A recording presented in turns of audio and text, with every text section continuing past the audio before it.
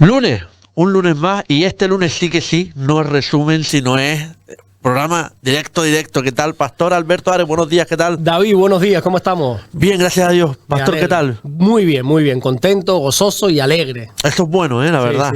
Viene con mucha energía hoy. Bueno, sí, siempre. Hay que estar siempre alegre. No creo que tengamos motivos ni derecho para estar tristes ni de bajón, porque teniendo un Dios tan bueno y tan poderoso, está claro que a veces enfrentamos momentos difíciles y complicados, pero aún así, como dice la Biblia, todo lo puedo en Cristo que me fortalece. Amén. Por cierto, amén. Quiero, antes de empezar, Pastor, el tema de amén, porque sí, yo lo he dicho, lo suelo decir en varias ocasiones porque me gusta lo que está diciendo y comentando, sí, y hay gente, ha comentado una persona en YouTube que dice que me deberían de enseñar cuándo decir amén. Entonces, yo creo, o bajo mi punto de vista, que el amén lo dice cada persona cuando considere que esa frase o esas palabras son las correctas o le llegan directamente, ¿no? Exactamente. Amén significa así sea. Por eso, por ejemplo, cada vez que nosotros terminamos una oración, es como una firma, por así decir, ¿verdad? Como que así sea, así sea cumplido, así sea. Entonces, nosotros, pues, cuando escuchamos, cuando escuchamos una palabra de Dios, en una predicación, en una conversación así cristiana, cuando escuchamos algo que estamos de acuerdo, es como una afirmación. En vez de decir, ok, estoy de acuerdo, pues nosotros los cristianos usamos este vocabulario de amén. Así que yo considero que, como tú dices, cuando te salga para confirmar, para decir estoy de acuerdo con lo que estás diciendo, amén. Por supuesto que sí, está bien dicho. Bueno, Pastor, comencemos, si le parece, hablando del último culto que tuvo lugar en Puerto Rosario, 11 de la mañana, Morros Hable, 6 de la tarde, por favor. Exactamente. Pues tuvimos un culto muy, pero que muy interesante, donde estuvimos basándonos en uno de los 4 evangelios de Jesús, en este caso en el evangelio de Marcos, que por cierto es el más corto, el más escueto de los 4 evangelios, y hay un pasaje donde encontramos a Jesús teniendo un encuentro con un hombre que ya la Biblia nos presenta como endemoniado, el endemoniado de Gadara, el endemoniado gadareno. Jesús llega a Gadara después de tener un día bastante complicado, un día donde nos cuenta la Biblia que ha estado atendiendo a multitudes, a mucha gente, siempre sirviendo al Padre, y esa misma noche tiene que coger un barco, cruzar el lago, irse hacia Gadara. En esa barca, el Señor, como estaba cansado, dice que se acuesta, está dormido, pero de repente se levanta una fuerte tempestad, vientos, lluvia. Tanto es así que los discípulos en esa barca, que algunos eran pescadores, temían por su vida. O sea, eso nos hace ver la magnitud de la tempestad. Y el Señor, pues se despierta, reprende a esa tempestad y al final llega a Gadara. Y yo presentaba a un Jesús quizá cansado, a un Jesús mojado, empapado. Hacía aclaraciones de que Jesús se cansa. De hecho, ponía el ejemplo de cuando Jesús se fue a Samaria, tiene aquel encuentro con una mujer, la mujer samaritana, dice que es cansado del camino se sentó. Jesús, como era 100% Dios, que lo hemos hablado en otros cultos, en otras entrevistas, y 100% hombre, como hombre que era, se cansaba. Y yo presentaba a un Jesús cansado llegando a Gadara, pero el recibimiento fue un endemoniado. No le dejó ni poner las 2 piernas en la orilla, porque rápidamente venía de los sepulcros un hombre que estaba atormentado, estaba endemoniado. Pero aún así lo que hizo el Señor sorprendentemente fue ayudarle. Fue seguir sirviendo al Padre, porque yo intentaba hacerle entender a la iglesia de que los cristianos no somos, ¿cómo decirlo? No somos funcionarios que tenemos un horario, nosotros no somos cristianos de 8 a 4, a las 4 de la tarde, David, no me digas nada que me tengo que ir a mi casa. No, nosotros somos cristianos 24/7. Nuestra disponibilidad tiene que estar siempre para servir a Dios, porque el servicio es una bendición. Y esto creo que lo tienen que tener claros todos los creyentes. Servir a Dios no solamente es un privilegio, porque hay quienes quieren y no pueden. No solamente es un privilegio, sino que es una bendición. No hay nada mejor que poder servir al Señor. De hecho, hay un versículo que yo citaba de Pablo, si no recuerdo mal, a los tesalonicenses, de cómo Dios nos ha salvado para servir al Dios vivo y verdadero, dice literalmente. Hemos abandonado la vieja manera de vivir y ahora estamos en Cristo para servir a Dios. Nuestro propósito no es otro más que servir. Y por eso encontramos a Jesús siempre dando ejemplo. Y llega a Gadara, cansado, mojado, empapado, pero aún así siguió sirviendo. Y entonces tiene este encuentro con este hombre tan interesante que es endemoniado. Y quise hacer énfasis en esta palabra, la palabra endemoniado. Porque hay como un tabú, ¿verdad?, en esta palabra. Es como que no se usa, o hay unas connotaciones que Hollywood nos ha presentado, una persona endemoniada. A veces pensamos que un endemoniado es alguien que los ojos se le ponen para atrás, que empieza a tirar espuma por la boca, como ¿cómo se llama la película esta? Como la del exorcista. Exactamente, la del exorcista, que caminaba a 4 patas de espalda y decía barbaridades. Perdón, no lo corte, pastor. ¿Sabes quién lo representa muy bien? La serie Chosen. Sí. Cuando está María Magdalena, sí, la representa muy bien el tema del endemonamiento o algo así. Habría que ver la serie, que me han hablado muy bien de ella. Representa muy bien. A ver si me pongo un día a verla. Lo que pasa es que no tengo tiempo, David. No, me imagino. Pero bueno, hay que verla. Me han hablado, no solamente tú, otras personas me han hablado muy bien de esa serie. Bueno, pues entonces lo que quería recalcar en la iglesia es que nosotros tenemos que aprender a discernir este tipo de cosas. No se trata de que todo esté endemoniado, sino de, como dice la Biblia, que tenemos que aprender a acomodar lo espiritual con lo espiritual. Jesús supo discernir que ese hombre no tenía un problema mental, ese hombre no tenía un problema de ira, ese hombre no tenía un trastorno, no tenía una tendencia suicida, no. Jesús supo discernir rápida y claramente que ese hombre estaba endemoniado. El problema es el que te estaba comentando ahora, que hoy en día la cultura, el cine y el propio mundo, el propio sistema de este mundo nos quiere hacer ver un endemoniado con la niña esta que me la acabas de decir. El exorcista. El exorcista. Y entonces, claro, para que una persona esté endemoniada tiene que estar así, levitando de una cama, que se le cambia la voz, y no tiene nada que ver. Una persona que está endemoniada es una persona que ha abierto ciertas puertas a algunos pecados, y esas puertas a los pecados ha permitido que algunos demonios, que si después tenemos tiempo podríamos hablar de la brujería, de todo este tipo de cosas, lo hablamos después, si hay tiempo. Si no me tiras mucho de la lengua. Lo vamos a hablar. Y entonces es una persona que está endemoniada. La Biblia dice que nosotros tenemos que aprender a discernir, a unir lo espiritual con lo espiritual. Tenemos que aprender a unir, a conectar nuestra vida con lo espiritual, que es lo que hacía Jesús. Jesús sabía unir que este hombre, vuelvo y repito, no estaba con trastornos, con cosas mentales, no, ese hombre, su problema es espiritual.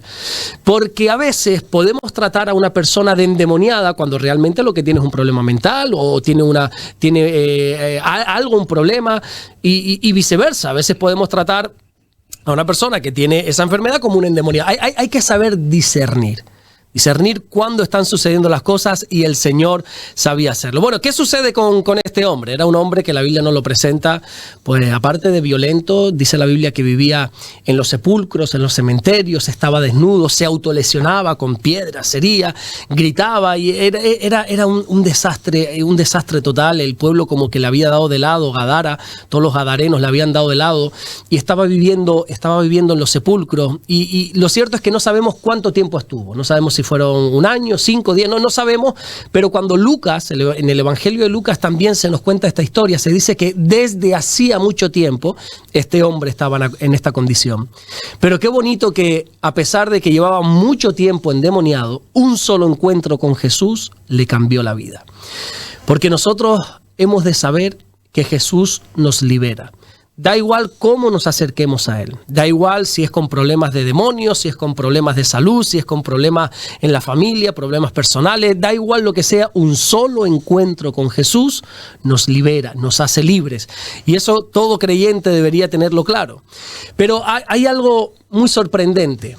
Porque cuando Jesús libera a este hombre, el endemoniado gadareno, aunque nosotros deberíamos ya a partir de ahora denominarlo como el ex endemoniado gadareno, dice la Biblia que le rogaba a Jesús que le dejase ir con él. Él se quería subir en la barca con Jesús, irse con él, y usa el Evangelio de Marcos usa esta palabra, le rogaba a Jesús. Era un ruego, no como una petición normal de, oye Jesús, me gustaría estar contigo, me gustaría irme contigo, ahora que me has hecho libre, quiero pasar el resto de mi vida a tu lado, déjame seguirte. No, era un ruego, era una desesperación. Algo desesperaba a este hombre que ya no quería seguir en Gadara. Algo estaba desesperado en su interior que quería irse con el Señor. Y claro, la respuesta fácil a esto sería decir, claro, porque ha tenido un encuentro con Jesús y ahora quiere estar a su lado. Sí, puede ser. Pero yo creo que en esa palabra ruego esconde algo más. Este hombre, a pesar de saber que estaba libre, creo que su mentalidad todavía no se veía como una persona libre, que es lo que hoy en día le pasa a mucha gente. Son libres, pero no viven en esa libertad. Porque el gran asunto de esto no se trata de la libertad, sino de la mentalidad. Hay cantidad de gente, no te lo puedes imaginar, David, cantidad de hijos de Dios, cantidad de cristianos, de creyentes, que Dios les ha hecho libres, pero siguen viviendo como esclavos. Dios ha hecho de ellos una nueva criatura, un nuevo hombre, una nueva mujer, pero siguen viviendo en el viejo hombre, en la vieja mujer. El claro ejemplo de esto es Israel, ¿verdad? Israel, cuando estaba esclavo literalmente con los egipcios, ellos estuvieron 400 años siendo esclavos, y Dios, de una manera milagrosa, con brazo poderoso, dice la Biblia, los libera de Egipto y los mete por el desierto caminando para que heredasen la tierra prometida, la tierra de Canaán. Pero ellos habían salido de Egipto, pero Egipto no había salido de ellos. Ellos eran libres en cuerpo, pero su mentalidad seguía siendo esclavos. Y ellos hablaban con añoranza de Egipto. Ay, cómo echamos de menos los potajes, los pepinos, los puerros, los ajos. Ay, qué bien vivíamos allí en Egipto. Ay, cómo estábamos nosotros de bien con el pescadito. Y encima dice comiendo pescado de balde, como diciendo, no nos costaba nada. ¿Cómo que no te costaba nada? ¿Y los látigos egipcios qué pasa? ¿Eso no era un precio a pagar? Bueno, en definitiva, a veces Dios ha hecho a nuevas criaturas, pero esas nuevas criaturas se siguen viendo como viejas criaturas. Y nosotros tenemos que tener un cambio de mentalidad. Tenemos que vernos con los ojos que Dios nos ve, que es unos ojos de libertad. Ahora somos unos nuevos creyentes, somos libres en el Señor. Pablo nos revela algo tan hermoso, David, en la carta a los Romanos, capítulo 12, versículo 2, cuando él dice, no os conforméis a este siglo, no te conformes a pensar como este mundo te dice que pienses, sino transformaos por medio de la renovación de vuestra mente, dice Pablo. Tienes que renovar tu mente. No solamente es que Dios te ha hecho libre, no solamente es que has sido una nueva criatura que ha despertado tu espíritu, sino que también tienes que renovar tu mente, que es lo que más cuesta. Aprendernos a ver como Dios nos ve, aprendernos a ver ahora como una bendición, como hijos de Dios, como personas con un propósito, como personas que estamos llamados para algo grande, y eso nos cuesta.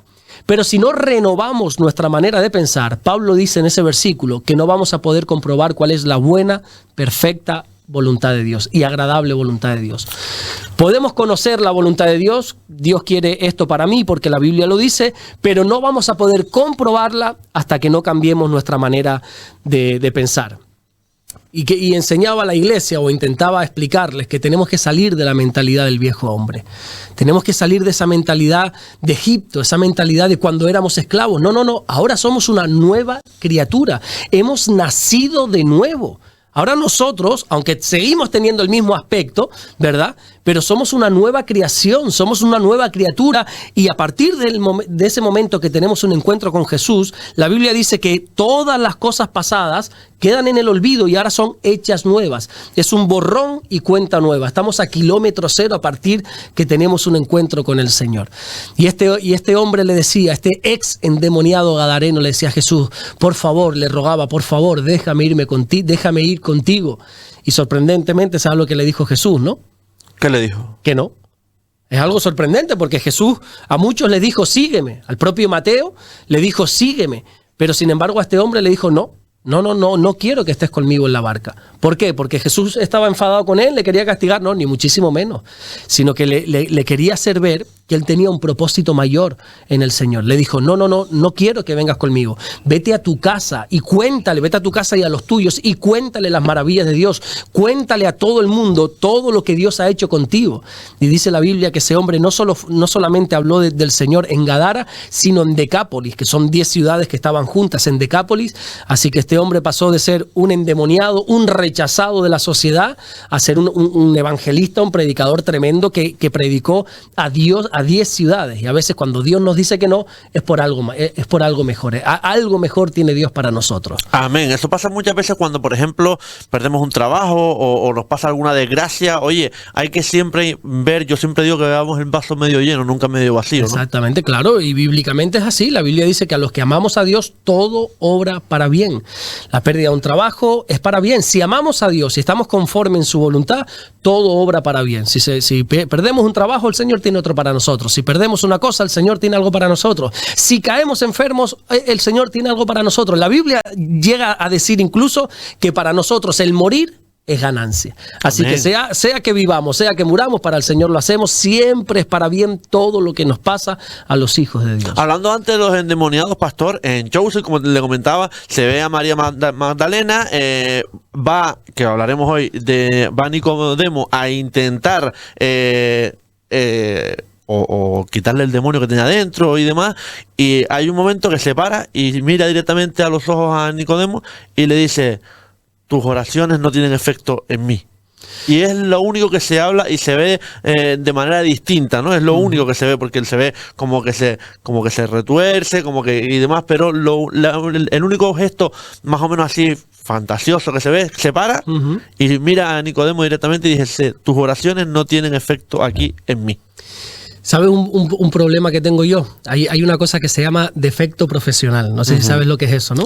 Es cuando tú, por ejemplo, como locutor de radio, como experto, como profesional en esto, sabes lo que está bien, lo que está mal. Claro. Reconoces cuando una persona tiene soltura a la hora de hablar, cuando uno es torpe a la hora de hablar, cuando uno es imprudente a la hora de decir, porque es tu profesión.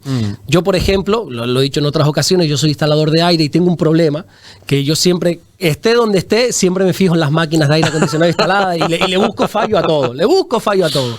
En este caso, tengo un defecto profesional en cuanto a la Biblia. Soy ignorante en muchos aspectos, pero algo, aunque sea un poquito, no me considero ni un maestro, ni un erudito, ni mucho menos de la palabra del Señor, pero algo conozco. Y entonces mi problema a la hora de ver series cristianas, películas cristianas, es que rápido sé analizar lo que es bíblico y lo que no. Por lo que me estás diciendo, no tiene nada que ver con lo que dice la Biblia. María Magdalena y Nicodemo no tuvieron ningún encuentro, por lo menos la Biblia no lo recoge. Eso que me dices de María Magdalena, en ningún caso la Biblia lo recoge.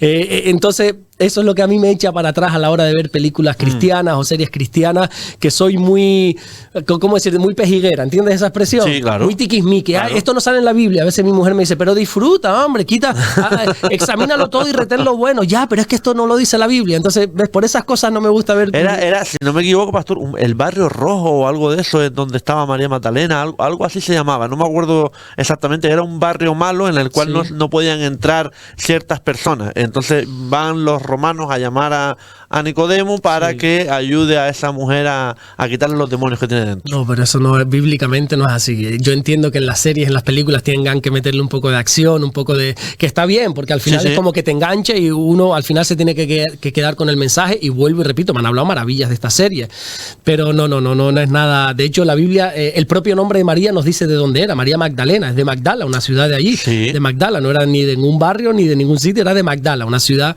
de aquel entonces que estaba allí en Israel.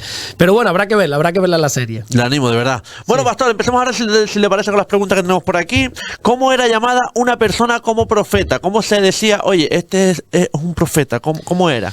Bueno, como todo ministerio dentro de la Biblia, dentro del mundo del Señor, es un llamado divino, es un llamado por parte de Dios. Una persona no se puede aunque lo hacen, pero no es lo correcto, no se puede autoproclamar profeta, autoproclamar pastor, autoproclamar apóstol, autoproclamar evangelista o autoproclamar maestro. No, es algo que Dios te da. La Biblia dice en Efesios que es Dios el que constituye apóstoles, profetas, evangelistas, pastores y maestros para perfeccionar a los creyentes para la obra del Señor y edificar la iglesia. Es el Señor el que llama, es el Señor el que capacita.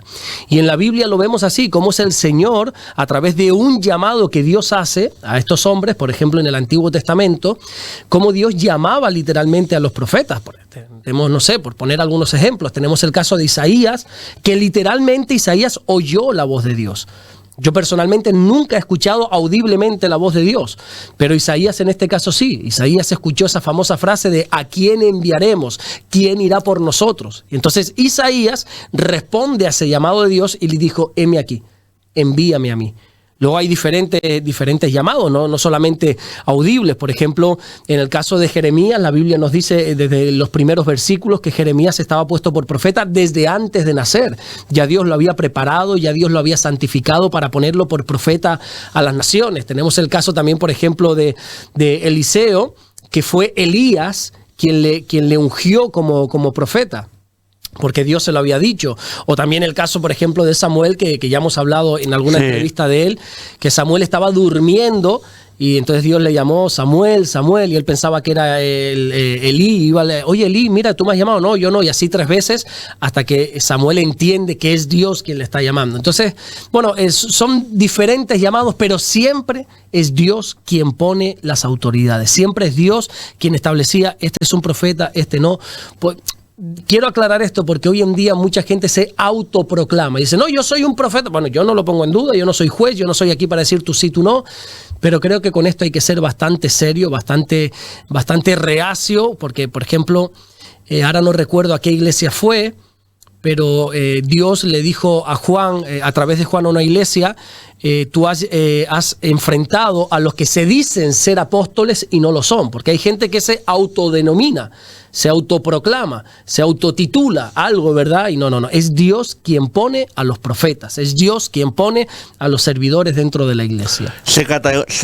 Hay 2 categorías, profeta mayor y profeta menor. ¿Cómo se diferencian? Sí, en la Biblia, teológicamente, esta palabra que ya para algunos es muy aburrida, el estudio teológico para algunos es muy aburrido, pero para otros como yo es apasionante, se conoce como profetas mayores o profetas menores a la extensión de los libros, no por importancia. No es que, por ejemplo, Isaías sea más importante que Ageo. Isaías es un profeta mayor, Ageo es un profeta menor, o Jonás, o Oseas, o Joel, o Habacuc, o Zacarías.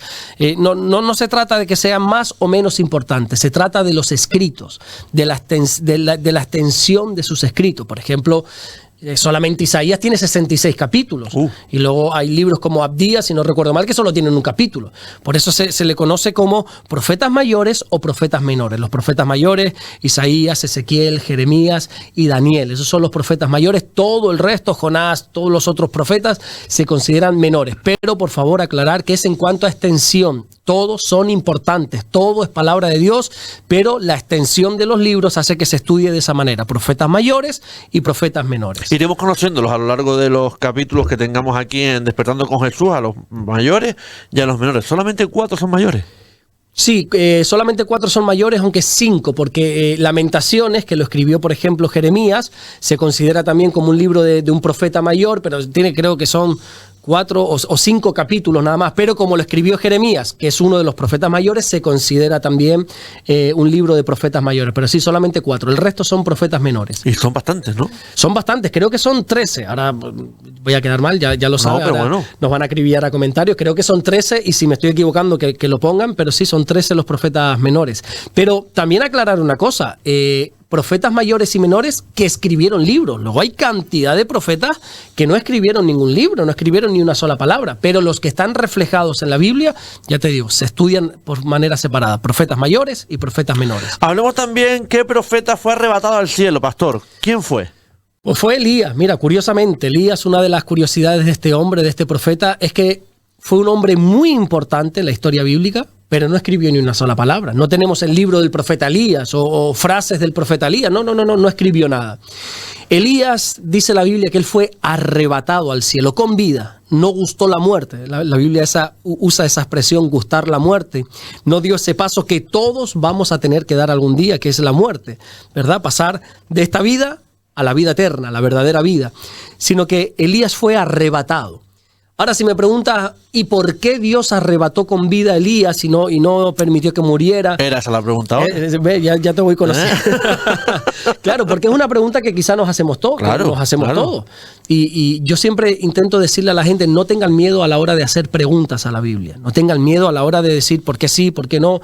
La Biblia siempre tiene respuestas para todos y si no la tiene, seguimos confiando en el Señor. Pero en este caso, bueno, hay algunos, cuando te pones a estudiar algunos teólogos, algunas personas, comentaristas bíblicos, pues algunos dicen, bueno, por su fidelidad, porque es verdad que Elías le tocó ministrar en un tiempo muy difícil para Israel, en un tiempo de mucha corrupción, en un tiempo de una decadencia espiritual como pocas veces ha tenido Israel, pero aún así Elías se mantuvo firme, Elías se mantuvo siempre fiel al Señor y por eso dicen algunos que fue arrebatado al cielo. Lo cierto es que no se sabe cuál es el motivo real por el cual fue arrebatado, no se sabe.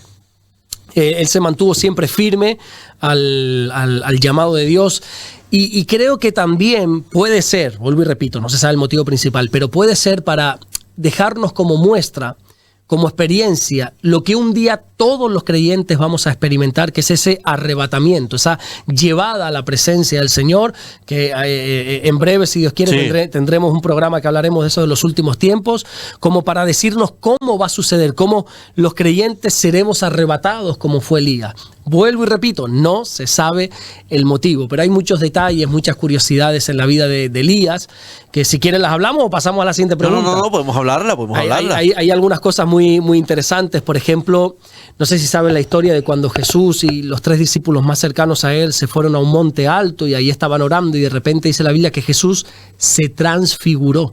Es lo que se conoce como la transfiguración de Jesús. Es como ese Jesús que era de carne y hueso en ese momento, tomó ese cuerpo celestial y los discípulos se quedaron pasmados viendo eso, y en esa transfiguración aparecen 2 personajes, uno de ellos es Moisés y otro de ellos es Elías. Elías se apareció en esa transfiguración de Jesús, porque bueno, Moisés representa la ley, Elías representa los profetas, y Jesús está mostrando que él está por encima tanto de la ley como de los profetas.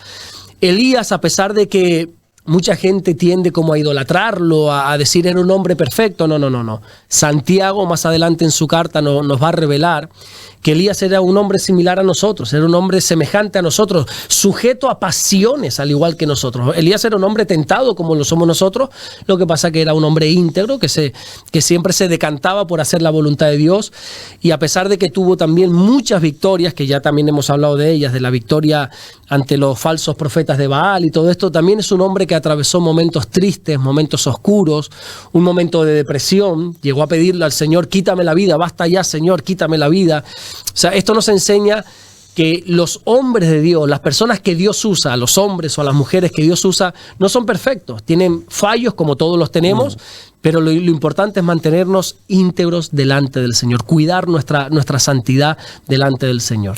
La verdad que es muy interesante el tema de Elías, la verdad, no lo conocía. Sí, bueno, y aquí porque hemos estado hablando 2 minutillos, pero sí, podemos tener un programa o 10 programas seguidos hablando de este personaje. Es súper interesante, los milagros que hizo, el legado que dejó en otro hombre llamado Eliseo. Bueno, tremendo. Elías es un personaje interesantísimo. Pastor, ¿qué personaje bíblico se conoce como el hijo de la promesa? El hijo de la promesa es Isaac, porque se le conoce así. Pablo lo denomina así, creo que es en la carta a los Gálatas, porque Dios le prometió a sus padres, en este caso a Abraham y a Sara, que iban a ser papás.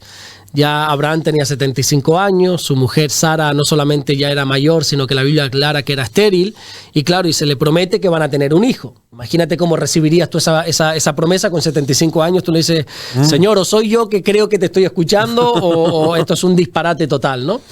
No solamente la promesa se hizo con 75 años, sino que pasaron 25 años hasta que nació Isaac. O sea, 25 años que cada año que pasaba se complicaba más la cosa. Ya Abraham, imagínate a un hombre, por más que espiritualicemos esto, la realidad es la siguiente, David. Un hombre de 100 años ya no funciona, ¿verdad? Para procrear. Claro. Y una mujer también anciana, ya no está su cuerpo ahí preparado. Entra el milagro de Dios. Ahí entra el milagro de Dios, es la promesa de Dios. Por eso se conoce a Isaac como la promesa, el hijo de la promesa. De hecho, el nombre Isaac significa risa, gozo. Es el placer que nos da ver las promesas de Dios cumplidas, porque al final, como dice la Biblia, todas las promesas son sí y amén para la gloria de Dios. Todo lo que Dios nos promete, aunque tarde 25 años como Isaac, siempre se va a cumplir. Pero, por añadir algo, Pablo dice algo muy interesante en la carta a los Gálatas, hablando de Isaac como el hijo de la promesa. Dice: pero nosotros también somos hijos de la promesa. O sea, es verdad que bíblicamente Isaac es el hijo de la promesa, pero ahora todos los creyentes también lo somos. Porque nosotros no estamos aquí por méritos propios, no estamos aquí porque lo hemos querido, estamos aquí por una promesa de Dios, por gracia. La Biblia dice que la salvación es por gracia y no por obras para que nadie se gloríe. Así que todos los creyentes también venimos a representar que somos hijos de la promesa. Amén. Pastor, ¿a cuál de los profetas se le conoce debido a sus lamentaciones? A Jeremías, el pobre, qué mala maña tenemos nosotros de poner siempre un apodo, ¿verdad?, a las personas. Yo no sé si tú tenías un apodo de pequeño, yo sí, no te lo voy a decir porque si no... Todos tenemos un apodo, ¿verdad? Y por eso decía antes que a este hombre endemoniado que Dios lo liberó se le sigue conociendo como el endemoniado gadareno. Ya lo tacharon de endemoniado. Oye, no, ya el Señor me hizo libre. El endemoniado gadareno. Y ya está. Y así se queda. Y Jeremías Bueno, Jeremías era una persona, parece como que sensible, ¿verdad? Y lloraba y se lamentaba. Él llegó a decir incluso, mis ojos son como fuentes de lágrimas para llorar día y noche, dice en alguna ocasión su libro. Y de hecho el libro de Lamentaciones, pues es el autor, Jeremías, y son lamentos que Jeremías hace sobre Israel por la destrucción. Es que también le tocó al pobre hombre ministrar en un tiempo cuando Jerusalén fue destruida, unos tiempos muy difíciles, y se le conoce como Jeremías el llorón, el profeta de las lamentaciones. Se pasaba la vida llorando, triste, pero porque al final así es el corazón de Dios. Cuando algo va mal, la Biblia dice que hay que llorar con el que llora. Entonces sí es verdad que en tono de risa, no de burla, pero sí así como, Jeremías el llorón, sí, pero viene a representar también la tristeza de Dios. También me acuerdo de Tomás el Incrédulo, ¿no? De Tomás el Incrédulo, exactamente, sí. Entonces, bueno, Lamentaciones lo escribió este hombre, pues Jeremías, y se le conoce como el profeta llorón. Si alguna vez ves el profeta llorón, ya sabes que se está refiriendo a Jeremías, sí, era un poco llorón. Pastor, ¿quién se quedó mudo por un tiempo debido a su incredulidad? Un hombre llamado Zacarías. Zacarías era un sacerdote en los tiempos antes de nacer Jesús, justamente, donde en un momento cuando Zacarías está ministrando en el templo, dice la Biblia que se le aparece el ángel Gabriel y le da una tremenda noticia, una de las mejores noticias que se le puede dar a un ser humano, que es: vas a ser papá. Tú y tu esposa Elizabeth van a ser papás. ¿Qué sucede? Que la Biblia dice que Elizabeth ya era de edad avanzada. No sabemos los años que tenía, pero ya era una mujer que no estaba para tener hijos. Era ya una mujer anciana, una mujer, no sé si anciana, pero de edad avanzada por lo menos. Y entonces Zacarías no hace otra cosa sino dudar. Él dice, ¿cómo va a ser esto posible? No creo yo que pueda suceder. Y entonces Dios, para darle una lección, le deja mudo. Y se queda sin hablar. Quedó mudo hasta que nació su hijo, que por cierto su hijo es nada más y nada menos que Juan el Bautista, una de las personas más importantes en cuanto a la venida del Señor, a la primera venida del Señor. Es el que preparó el camino para el Mesías. Y se quedó mudo, porque como no creyó en la palabra de Dios, se quedó mudo. Y esto nos enseña que la incredulidad tiene consecuencias. Hoy en día, pues desgraciadamente hay mucha gente incrédula, hay mucha gente que no cree en Dios. Ya te compartía el otro día, no sé si hace 2 o 3 semanas, qué dice la Biblia acerca de los que no creen en Dios, cómo los denomina.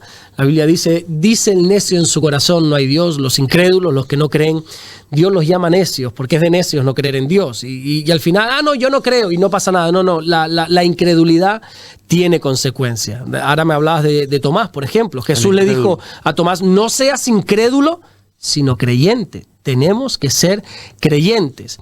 Y también la mudez de Zacarías nos enseña que a veces Dios nos manda a callar para escuchar su voz. Creo que a veces somos muy charlatanes. Hablamos demasiado. En las muchas palabras no falta el pecado, dice la Biblia. Y a veces es mejor cerrar el pico, ¿verdad? Para escuchar la voz de Dios. Y creo que Dios tuvo que enmudecer a Zacarías para decirle, no hables tanto, no des tantos argumentos de si mi mujer es anciana, si esto, cállate un momento y escúchame a mí. Y a veces creo que nos hace falta más eso, David, callar nosotros y escuchar la voz de Dios. Amén. Pastor, hablemos de lo que dice la Biblia de la brujería. Lo ha comentado un poco de pasada al comienzo de este programa. Sí. ¿Qué dice la Biblia sobre la brujería? Hay gente que dice que no, que la magia blanca es buena, no, que pero la brujería es brujería, sea blanca, sea negra. Es decir, yo como no entiendo mucho de magia blanca, magia negra, magia amarilla, yo no entiendo mucho de eso porque ni quiero saber ni me voy a prestar a ese circo, porque la Biblia deja claro que Dios aborrece, esa es la palabra que Dios usa, que la Biblia usa, Dios abomina, aborrece todo lo que tenga que ver con la brujería. La brujería se toma a la ligera hoy en día, no pasa nada, e incluso es como juegos que se hacen, la ouija, los jóvenes y todo esto. Yo he visto a personas literalmente, y no te estoy hablando de oídas, de conocer personas que han perdido la cabeza mentalmente hablando por temas de la ouija. Gente que a través de juegos, de este tipo de ouija, del tarot, de todo este tipo de cosas, se han quedado idos mentalmente. Y uno tiene que entender qué dice Dios de la brujería. ¿Me permite leerte dos versículos? Y lo que quiera. Deuteronomio 18:10 dice: no sea hallado en ti quien haga pasar a su hijo o a su hija por el fuego, ni quien practique adivinación, ni agorero, ni sortílego, ni hechicero, ni encantador, ni adivino, ni mago, ni quien consulte a los muertos, porque es abominación para con el Señor cualquiera que hace estas cosas, y por estas abominaciones el Señor tu Dios echa a estas naciones de delante de ti. ¿Qué aprendemos de esto? Y de decenas, no sé si centenas, pero de decenas de versículos que hablan de esto, que Dios aborrece por completo todo lo que tenga que ver con la brujería. Llámese brujería blanca, negra, digo por lo que he escuchado porque no entiendo, Dios lo aborrece. Por favor, tengamos claro que la brujería no es inofensiva. La brujería no es un juego, la brujería es totalmente destructiva. La Biblia dice que los hechiceros o las cosas semejantes, los brujos, hechiceros, los magos, los medium, los que hablan con los muertos, ni los que practican tales cosas heredarán el reino de los cielos. Esto hay que tener claro porque incluso algunos brujos, algunos tarotistas, algunos magos dicen que están movidos por Dios. No. Esto hay que rechazarlo por completo. Estas personas y los que practican tales cosas no heredarán el reino de los cielos. La brujería es un pecado grave. Ya he dejado claro en algunas otras ocasiones que no hay pecado alto, pecado pequeño. O sea, el pecado es pecado, pero dentro de las consecuencias de los pecados, la brujería es muy grave. Es levantarse contra Dios mismo. Y tenemos que tenerlo. La brujería es totalmente incompatible con la vida cristiana. A mí que no me venga ningún cristiano a decirme que cree en el tarot, que cree en echarse las cartas, en leerse las manos, todo este tipo de cosas, porque eso es incompatible. Y uno se tiene que decantar. No podemos estar claudicando entre dos pensamientos. O estamos aquí o estamos allá, ¿verdad? Pero tenemos que tener claro que la brujería es detestada por Dios totalmente. Así que toda aquella persona que ha tocado la brujería, que ha tenido algún contacto con esto, con el tarot, con todo este tipo de cosas, mi consejo, que ni me lo han pedido y a lo mejor ni les interesa, pero bueno, aprovecho que estoy aquí, mi consejo, no solamente que se aparten cuanto antes, sino que se arrepientan de esto, porque es un pecado y muy grave. ¿Qué es la brujería en sí?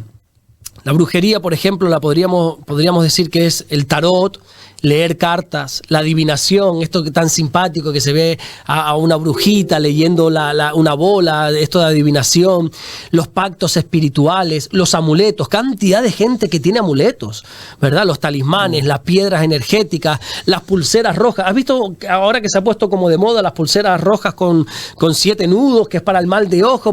Todo este tipo de cosas es detestable por Dios. Yo he visto incluso creyentes con estas pulseras, digo, ¿qué hace? No, para el mal de ojo. ¿Mal de ojo de qué? Pero o sea, vamos a ser serios con esto, porque no podemos nosotros jugar a ser cristianos, uno tiene que tener las cosas claras. Y aquí existe Dios y existe el mal, existe el bien y existe el mal. Y no podemos mezclar porque no hay comunión entre la luz y las tinieblas. Y todo esto hay que desecharlo. El tema del horóscopo, aparte que con todo el respeto lo digo, pero para mí, aparte de ser ridículo, el tema del horóscopo, guiar mi vida por lo que dice un periódico del horóscopo, que por cierto, tú te lees aquí el horóscopo y te lo lees en otro, y es distinto. Entonces, bueno, ¿y en cuál me decanto? ¿No? Es tan ridículo. Cuando uno ve todo este tema con los ojos del Señor, con los ojos del Espíritu, al final te das cuenta que es tan ridículo.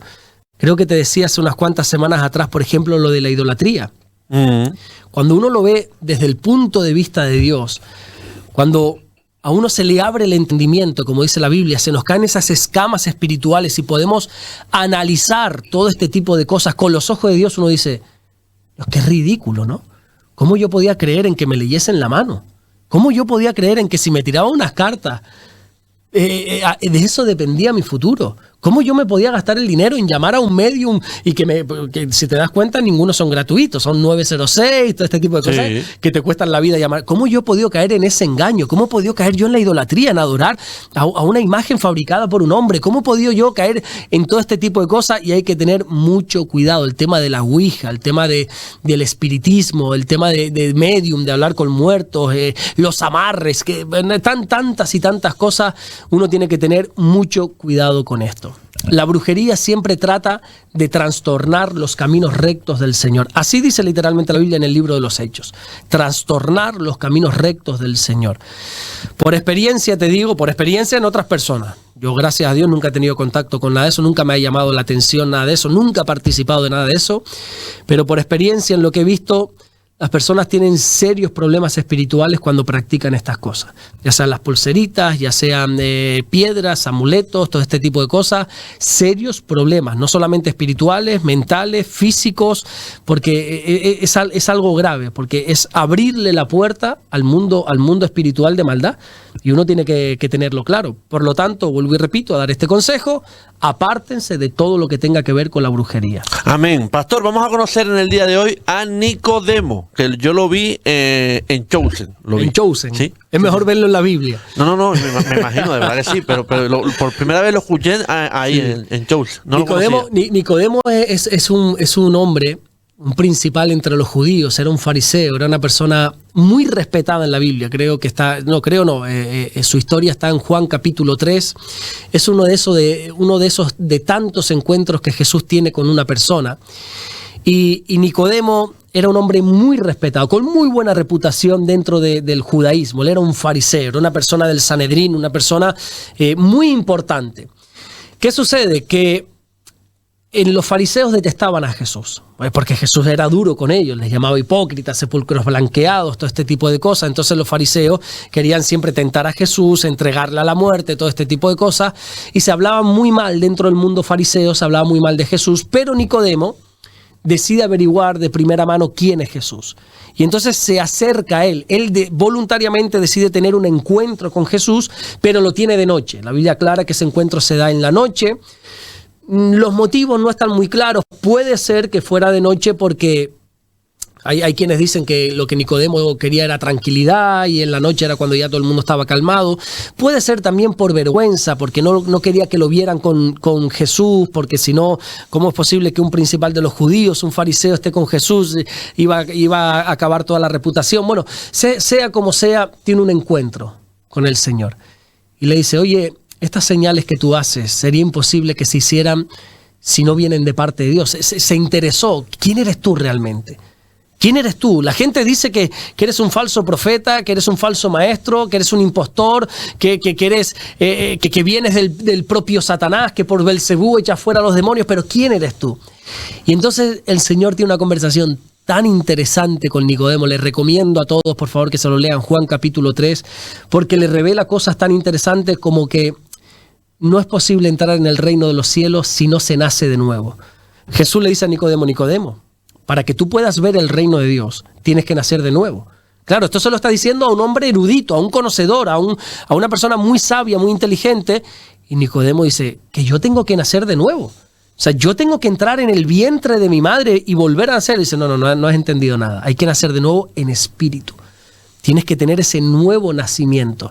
Y tiene una conversación muy interesante, que por cierto es a Nicodemo que Jesús le presenta el corazón del Evangelio, ese versículo tan conocido por todo el mundo, Juan capítulo 3, versículo 16, porque de tal manera amó Dios al mundo que ha dado a su Hijo unigénito para que todo aquel que en él cree no se pierda, mas tenga vida eterna. Fue dado a Nicodemo. Nicodemo es una persona que escuchó el Evangelio por la boca de Jesús, una persona que no se dejó influenciar por lo que el mundo decía. El mundo en su entorno se reían de Jesús, se burlaban de Jesús, pero él dice: yo quiero saber quién es Jesús. Y yo invito a todo el mundo a que sea un Nicodemo. Quizás se han criado en una familia donde no le han inculcado el temor a Dios, donde se han reído de las cosas de Jesús. Quizás estén en colegios, en institutos, en trabajos donde se ríen de Jesús y la única información que tienen de Jesús es lo que le han dicho su entorno. Pero yo les invito a que sean unos Nicodemos, unas personas que por propia cuenta se intenten acercar a Jesús. No importa lo que te han dicho, conoce a Jesús. Y después, si lo conoces y no te quedas convencido, sigue tu camino, pero que no se queden con lo que el mundo dice.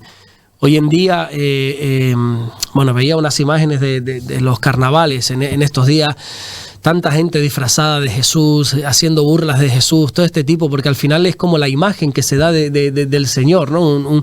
Una imagen de burla, una imagen de menosprecio, una imagen de querer ridiculizarlo.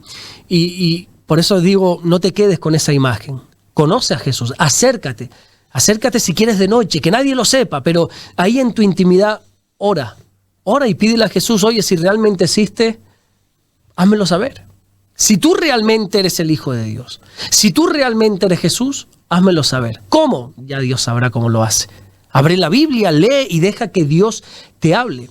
En Nicodemo también encontramos un crecimiento espiritual tremendo. Encontramos porque sale 3 veces en la Biblia. La primera vez que sale es acercándose a Jesús de noche, ya sea por miedo, por vergüenza, porque no quería que le relacionasen. La segunda vez que lo encontramos es como intentar defenderlo en un momento dado ante los fariseos. Tímidamente Nicodemo defiende a Jesús y él como que después se echa para atrás porque le dice, ¿qué pasa? ¿Que tú también has creído en él? Y él se echa para atrás.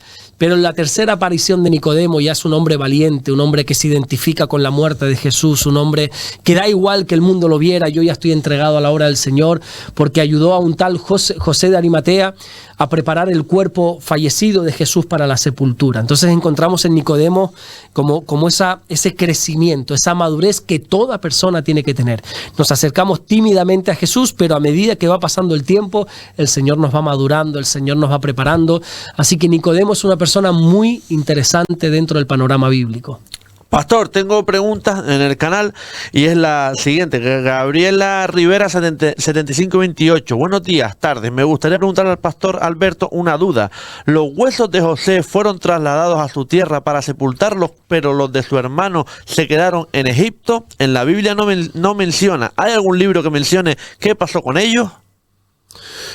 Desconozco si hay algún libro extrabíblico que hable de eso. La verdad que no sé, no sabría decirte. Yo me intento quedar siempre con lo que dice la Biblia. Lógicamente también leo mucho de historia, aunque no sea bíblica, porque nos ayuda a comprender mejor el panorama bíblico, pero no sé, no he leído nada acerca de eso, la verdad. Hay otra, no preguntas, comentarios. Eva Zúñiga 17. Buenas tardes, hermanos David y pastor Alberto. La pregunta que hace David sobre la trascendencia y la respuesta del pastor me hizo recordar 2 muertes, donde una de ellas fui testigo. La señora era una testigo de Jehová y en sus últimas horas de vida se puso muy violenta con todo, decía muchas groserías y tiraba golpes y sus hijas lloraban por lo que les decía y las corría de la habitación y así estuvo hasta que murió. Y el otro caso fue de una hermana en la fe, tenía cáncer y Dios le dio la fortaleza y ella nunca se vio tan mal como testimonio de otras personas que dicen que sienten que se queman por dentro. Ella todo lo contrario, los médicos se asombraban de verla tan tranquila y en paz y antes de morir oraron por ella y cuando terminaron de orar ella les dijo que ya se iba, que ya habían llegado los ángeles por ella, cerró sus ojos y partió con nuestro amado Padre y se fue en paz con toda la familia y la familia se quedó tranquila porque pudieron ver su partida con el Señor. Dios los bendiga, hermanos. Saludos desde Durango, México. Se me acaban de poner los pelos de punta. Tremendo. Como te decía la semana pasada o la anterior cuando hablábamos de esto, es que ese tema es tan íntimo, es tan personal. Los que entienden de este tema, de los últimos minutos de vida, siempre dicen que el hombre no solamente analiza su vida, lo que ha sido en el pasado, sino que sabe quizá lo que se va a enfrentar después. Por eso hay algunos que se van en paz y otros se van atormentados. Hace ya un tiempo atrás, recuerdo estar en el lecho de muerte de un creyente, además muy amigo mío, y encima él se fue en una edad que no era la común, no era un anciano. Una persona ya tenía sus años, pero no era un anciano ni mucho menos, no llegaba ni siquiera a 60 años.